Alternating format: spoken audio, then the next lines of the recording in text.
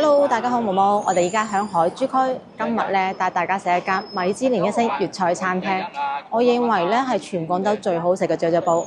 之後咧再帶大家睇睇附近嘅古建築啊，Go！呢度咧係南華中路，之前拍攝九記路邊雞嗰期咧就介紹咗呢個方向嘅全部美食，仲食咗純心、國強同埋讚記呢三間餅店嘅，有興趣嘅可以睇翻嗰期。咁今日咧我就接住嗰期。繼續介紹落去，我哋沿住南華中路呢度行。依家好似冇咩淡旺季之分喎，今日係工作日啦，仲繁忙過上次嚟拍片啊！特別係順心啊，10幾個人喺度排隊啊，而家係早上嘅11點咋，佢先啱開店冇幾耐。呢間竹溪咧係唔錯嘅店，咁好多地方咧都有分店嘅，出品咧就都差唔多，性價比好高。主要係個特價燒鵝啊，又好食又抵食。不過咧就一定要避雷個烤魚住，冰鮮就算啦，又腥又貴，所以好受歡迎，好多人喺度排隊等位啊。仲要外賣翻去，一律85折喎。至尊燒鵝王咧係48蚊一例，96蚊咧就半隻，192蚊一隻啊。呢個咧係85折之後嘅外賣價，好抵食喎，慳翻個茶位費，仲可以打折。仲有其他特價菜嘅，都係煲仔飯，全部都係29蚊一煲啊！我哋繼續沿住南華中路行，係咪好熱鬧咧？行到嚟呢個位置咧，係以前嘅光明大戲院，係80年代好紅嘅戲院。1999年咧就重新裝修過，不過依家咧就已經冇咗啦，好有年代感㗎，好懷念佢。而喺光明大戲院對出嚟，前邊嘅呢條打橫嘅路咧就係寶崗大道。喺呢度我哋向右轉，我哋沿住呢個方向行。轉入嚟咧路口呢度就有間光明清湯藥，咁我係非常推薦佢嘅清湯藥嘅。我認為咧係廣州最好食嘅清湯藥。而家先啱開始，就已經有幾台客坐咗喺入邊啦。哇！新鮮大洋洋啊！啱湯好就拎過嚟啦，仲有好多羊雜添，好大隻咧。選材幾好㗎，呢間出品真係好穩定，好好。等天氣再凍啲啊，我過嚟食藥。哇，羊紅啊，好新鮮啊！喺寶崗大道行到盡頭咧就係濱江西路，呢度咧我哋往右轉就會見到我哋要食嘅店啦。惠食街，咁呢棟樓咧就叫做濱江大公館。因為以前咧好多高級嘅食肆都會叫做公館，咁其實好耐之前咧就有觀眾希望我拍攝呢間啦，不過真係唔好意思啊，我效率太慢啦。咁全部觀眾希望拍攝嘅內容咧，我都有登記好嘅，一定咧係會去拍攝㗎。依家咧係一直維持咗響50個題材左右嘅，咁我一個星期先上2期，所以咧希望大家可以耐心等待一下。呢間惠食街咧就已經攞咗7年嘅米芝蓮一星，黑珍珠一鑽。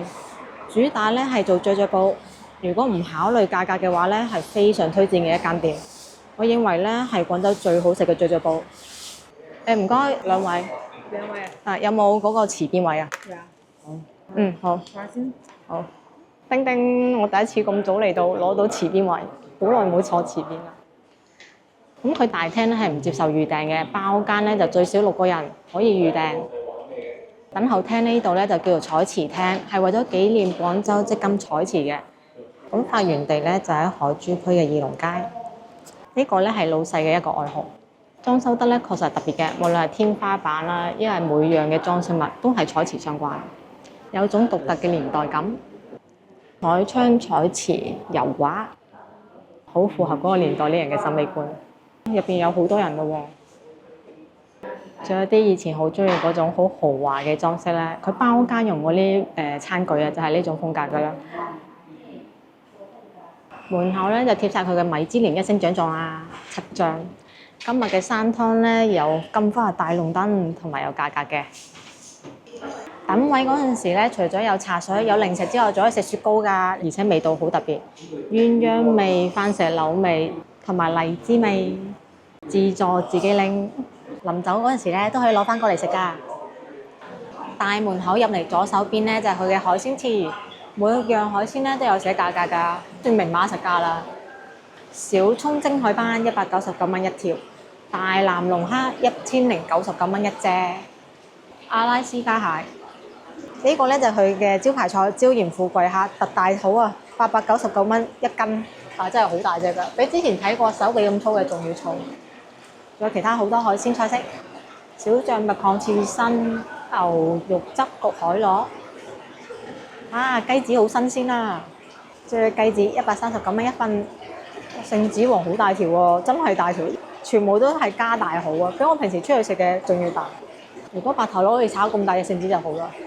醬焗包仔29蚊一隻，哇！睇住嚟揀菜式，感覺好好喎。海鮮詞貼嘅咧唔係海鮮名，而係個菜名。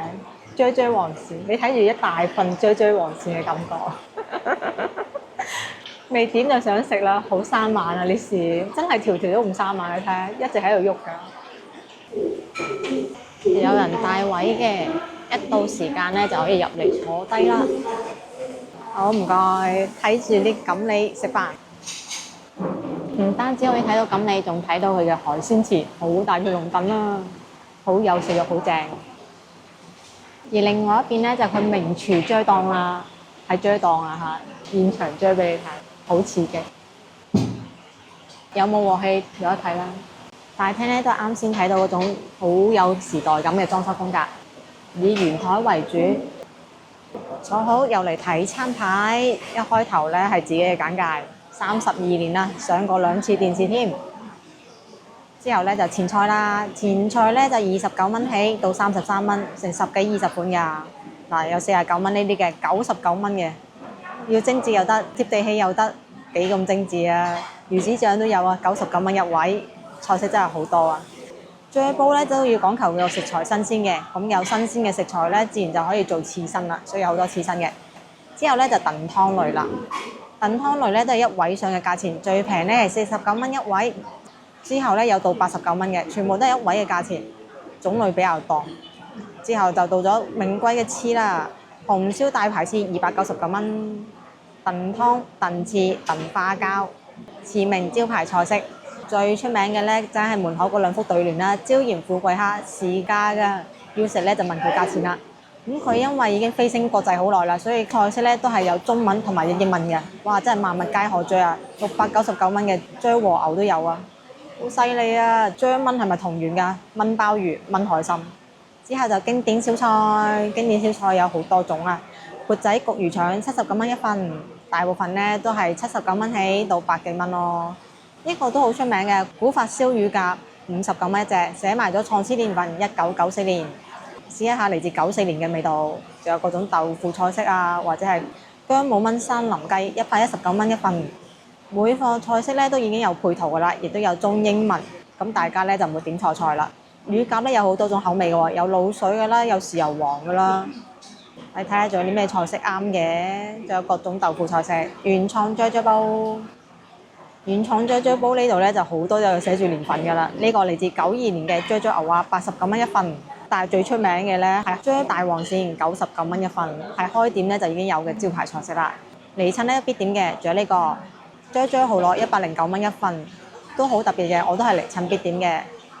其他菜式咧特別之餘就睇你有冇興趣試啦。例如呢個清啫魚麵99蚊一份，雖然唔係魚雲係魚麵，但係都算好特別啦。咁啊啫嘅菜式真係好多啊，確實同老細講嘅一樣，萬物皆可啫。最後仲有一個十全大補啫啊，啫雞子每份138蚊，哇好多雞子啊！入秋進補啱啱好，需要嘅人士唔好放過佢啊！之後就海鮮菜式啦，海鮮菜式咧就有蟹黃煮珊瑚滑豆腐，細份就要99蚊咯。海鮮菜唔平㗎，全部咧都係百幾蚊上㗎，仲有好多係時價添。睇住個海鮮池咁生猛，睇啱邊條咪指邊條咯。紅葱頭爆吊桶，創始於1995年嘅89蚊一份，係咪真係試得翻當年嘅味道先？位上嘅菜式，聽個名咧就知肯定精緻啦。位上嘅元貝啊，位上嘅生蠔，仲有各種位上嘅鵝肝啊，太精緻啦！廣州辣菜，辣菜嘅入門好選擇啦，唔係好辣嘅啫，仲有標埋個辣嘅程度，保證唔會辣到你飛起啦。辣菜呢度咧，海鮮相關嘅都係時價嘅。之後咧就嚟到咗蔬菜類啦，蔬菜類咧都係最補，咁啊最先嘅咧係黃葉椒椒秋葵59蚊一份，亦都係最平嘅啦。之後咧亦都係呢個價格往上睇啊，到79蚊、89蚊，亦都有好多種款式㗎。仲有浸嘅呢啲蔬菜類、炒嘅呢啲蔬菜類，各種各樣，仲可以將聖女果添啊，49蚊一份，甚至將木瓜69蚊一份。之後咧就係主食啦，經典黃鱔絲煲仔飯69蚊半份嘅。其他咧價錢都差唔多，都係呢種煲仔飯。仲有其他主食嘅豉油黃炒麵啦，49蚊一份，或者係有瘦果啦、鹹蛋卷啦，各種各樣。咁啊，除咗有粉麵呢啲，仲有粥嘅。之後咧仲有點心啊，點心咧有薩琪瑪啦，39蚊一份。仲有個蓮蓉包添，59蚊一打，粉紅色嘅蓮蓉包啊。甜品方面咧就話好名貴喎。各種官燕一位位上嘅69蚊一碗仔，木瓜燉啊、椰香燉啊、西米露燉啊，真係各種各樣唔同口味嘅燕窩。係啦，呢度我每次嚟嘅肯定會食嘅就係佢嘅雪糕啦，口味比較獨特。炸雪球咧就39蚊一位嘅，而其他咧就按每一球嘅價格，最平嘅咧就20蚊，最貴嘅咧就39蚊，口味咧就好超前。我咧就比較中意食呢個薑撞雪球，20蚊一球。呢度咧係仲會有蛋糕添㗎，真係好齊全啊！盤菜，揭到最後咧就睇一睇茶位，大廳嘅茶位咧最平係9蚊雞嘅飲白滾水，之後咧就10蚊雞，紙巾咧就3蚊一包，飯咧就6蚊一碗，咁其他價格咧都有寫明㗎啦。睇完咗菜單，我哋就去落單啦。先啱點完菜咋，仲未有得食，問住佢喺度現場張，好餓啊，好香，好誘人啊！追黃鱔99蚊一份。現場開蓋，現場撈，好香啊，好誘人啊！鱔好粗好大條喎，俾個份量唔細，有葱有辣椒、蒜頭、洋葱，幾正！我見過最大條鱔嘅張黃鱔煲啦，撈完梗要新鮮食啦。凍咗咧就冇咁好食㗎啦。既然張講求個新鮮，咁我梗係要即刻嚟啦。好熱啊！肉質紮實，口感咧就夠晒彈牙啦。選材方面呢間係做得好好，好乾淨，一啲泥味都冇，選材好好啊，肉有夠彈牙，趁住新鮮食啊，好惹味啊，好食啊！味道咧係先有鱔肉嘅鮮甜味，之後咧就慢慢係蒜香味，最後咧係有少少辣椒嘅辣味嘅，個層次感豐富，口感又好，最緊要體現到咩叫大排檔嘅鑊氣啊！一如既往嘅出品優秀，陳皮花雕焗乳鴿65蚊。呢份咧就葱落得比較多，煲咧就細一啲，都係將煲菜所以好熱嘅，就小心唔好掂到個煲咯，辣手啊！亦都係現場過到嚟開蓋撈俾你睇嘅，好香好誘人。咁誘人，我又洗上我嘅自帶手套，大口食肉啊！冇咩皮下脂肪嘅，標準嘅乳鴿大細。開餐，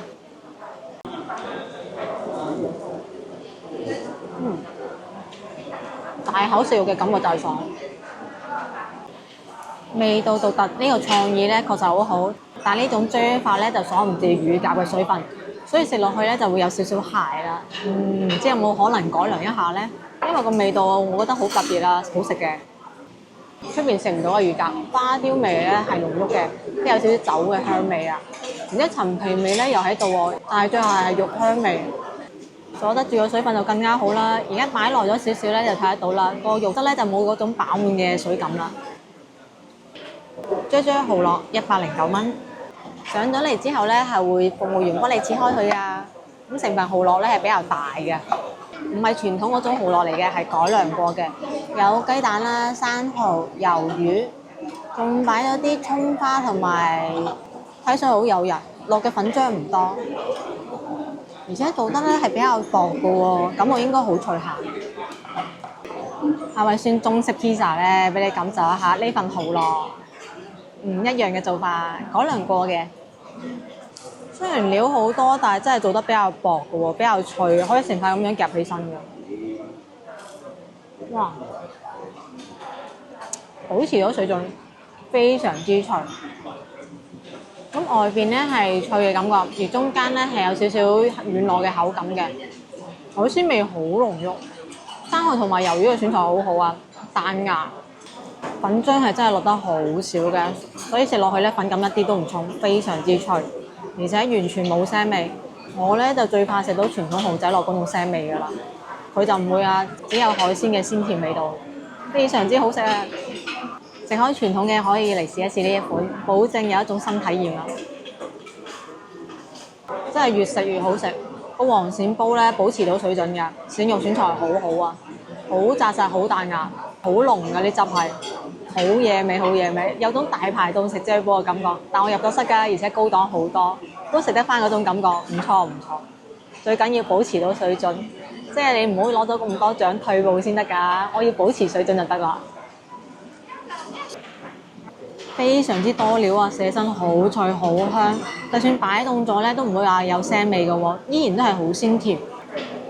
呢份咧係呢餐最滿意嘅，我覺得係保持到水準之餘係有進步嘅。叫上嘅薑撞雪球價值20蚊，咁下邊咧係仲俾咗脆脆啦芝麻嘅喎，一大個碗配咗一隻匙羹，係咪好搞笑嘅？俾你睇下個碗有幾大。阿媽教落咧食飯要拎起隻碗，咁既然佢俾咗個雪球碗我咧，我自然就要拎起隻碗嚟食雪糕啦。好畢嘅，唔會話太冰。加咗好多芝麻，芝麻香味好濃。嗰啲唔係脆米嚟嘅喎，係好似米通嗰種嚟嘅。食落去咧口感就比較豐富，而且咧佢薑撞奶嘅味道咧融合得好好，薑味咧係好明顯嘅，有嗰種辣度喺度啊，好過癮㗎，而且係誠意製作，俾嘅奶味夠足，真材實料。而且咧20蚊一食完咧就可以解晒呢個啫煲嘅膩啊，好抵玩啊，好建議一試㗎。佢仲有其他好多唔同嘅口味嘅，出邊都試唔到，快啲過嚟試下啦！食到最後俾你哋睇一下，成個煲咧係冇咩油嘅，非常之乾爽。唔單止呢個蠔仔落做得好，咁啊啫煲咧都做得好好嘅，都係冇咩油水嘅，唔似得有啲中意搞到水汪汪咁樣。個醬咧就真係啫到入晒味。服務咁好咧，係因為服務員，我覺得幾乎多過顧客添。你哋幾得閒，一齊圍住佢等住出餐喎。師傅仔好有壓迫感啊！一共咧係食咗313蚊，3個啫煲，一個甜品，2個人過嚟食，非常之飽嘅份量。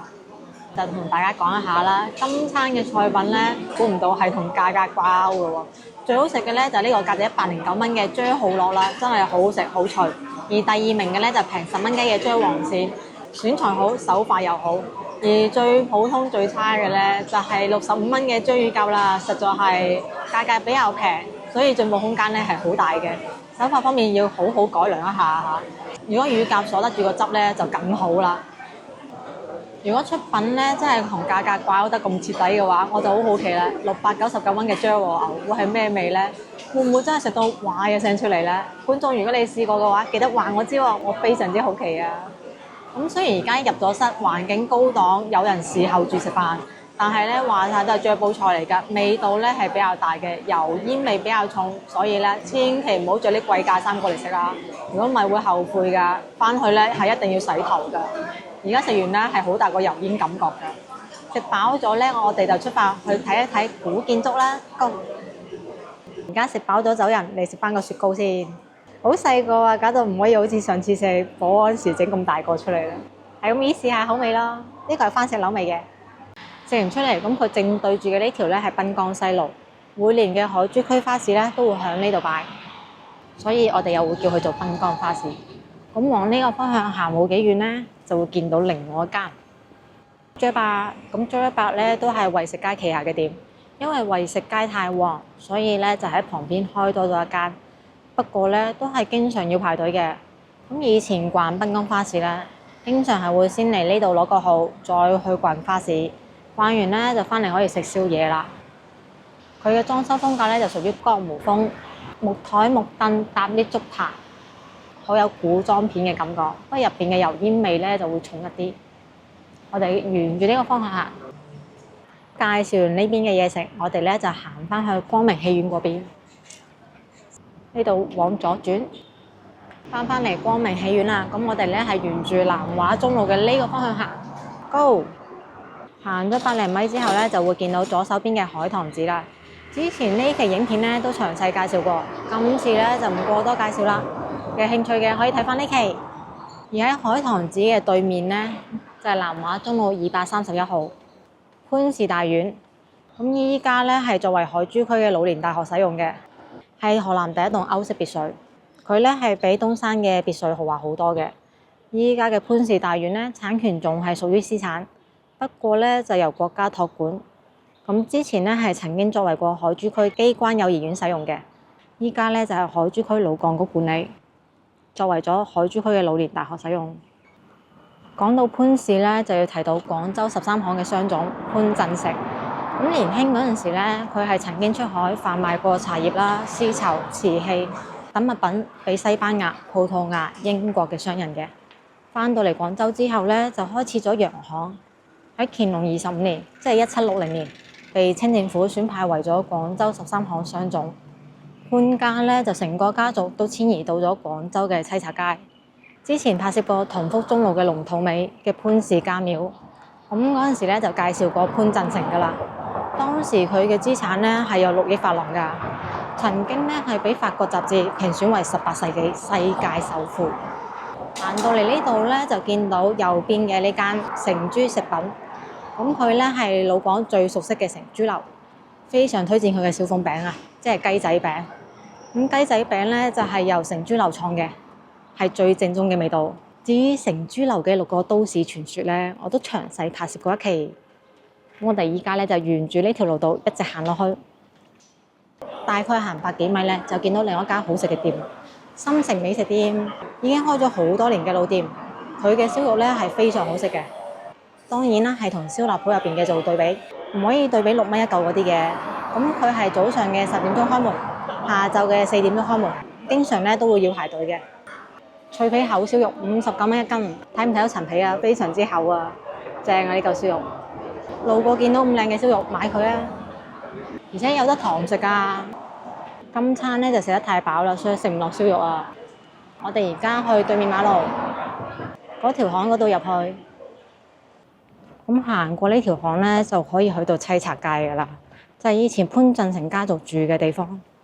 嗰度咧都仲有好多古建築嘅，而呢邊嘅路咧亦都好多係沿用翻麻石㗎。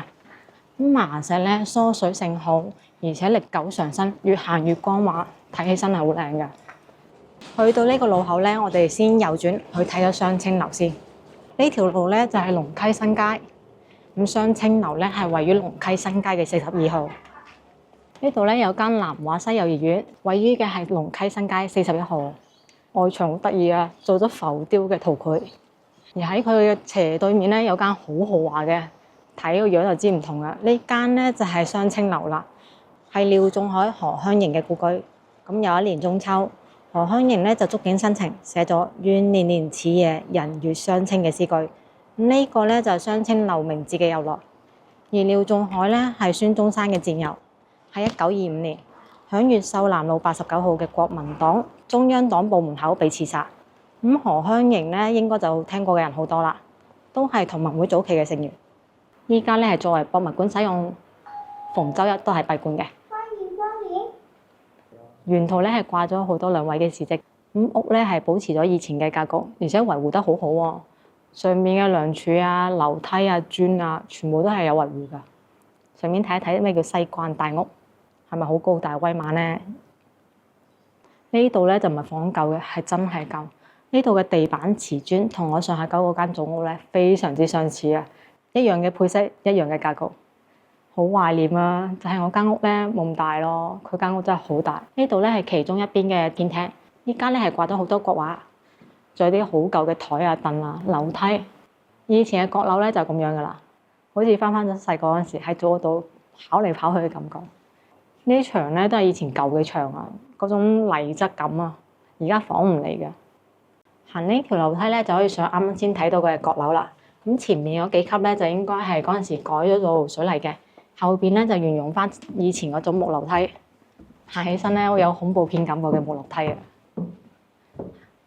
同而家嗰啲閣樓咧差好遠。閣樓咧係攞嚟瞓覺嘅，而咁樣望翻落去咧就睇到個廳啦。依家咧就睇完咗雙清樓，我哋咧就翻去啱啱嘅路口，行另外一邊，嗰邊咧就係西拆南街。咁西拆街據廣州市地名誌記載，清乾隆年間咧，福建省同安縣龍溪鄉西拆者潘氏咧到此建村，故名。咁以示咧永不忘祖。嚟到咗西拆街咧，不得不提嘅就係潘家祠。咁潘家祠咧喺乾隆年間係非常龐大㗎，成條西拆街都係潘家祠嘅範圍。當年由西拆街、潘家祠一直去到龍肚尾潘氏家廟，幾乎成個南華西區域咧都係潘家嘅產業。咁龍肚尾嗰期咧，我哋就拍攝過潘氏家廟，有興趣嘅可以睇翻嗰期。潘氏呢個家族咧，我哋以後嘅影片都會繼續介紹嘅。畢竟潘氏對海珠區嘅發展咧起到好大嘅作用，留低咗大量嘅歷史建築。呢度咧係26號，依家咧係做咗一間復古咖啡店，裝修咧就冇乜點大改嘅，就係外牆重新粉刷過，特別係個2樓做得比較現代嘅設計嘅，睇起身就新咗唔少。窗咧係保留咗用咗以前舊嘅窗。咁我記得咧有位觀眾話，佢咧就係住喺26號嘅旁邊，咁唔知影唔影到咧？我咪入去咧睇一睇。係擺咗個石雕裝飾，入邊仲係舊嗰啲，有啲酒吧加咖啡店嘅感覺喎。喺26號繼續行落去，依家呢度咧仲有好多紅磚嘅古建築，好多咧都係上世紀嘅紅磚西式建築，咁有唔少咧係已經被納入咗廣州歷史建築保護名單嘅。大部分嘅紅磚樓咧都係上世紀20年代末到30年代中期。咁由歸國華僑用紅磚水泥起嘅，再搭配翻西式嘅大窗。